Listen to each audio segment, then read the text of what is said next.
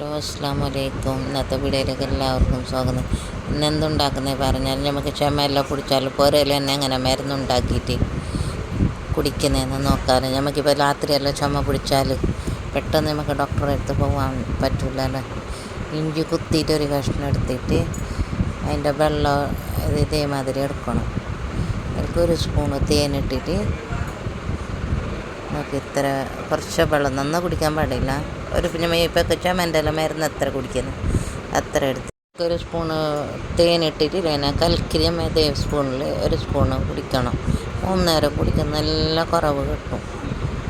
ചുമയെല്ലാം കുടിച്ചാൽ ഒരിക്കലും ആക്കിരി കൊടുക്കും. പിള്ളേർക്കെല്ലാം ചുമ കുടിച്ചാൽ നല്ല യൂസ്ഫുള്ളായിട്ടുള്ളത്.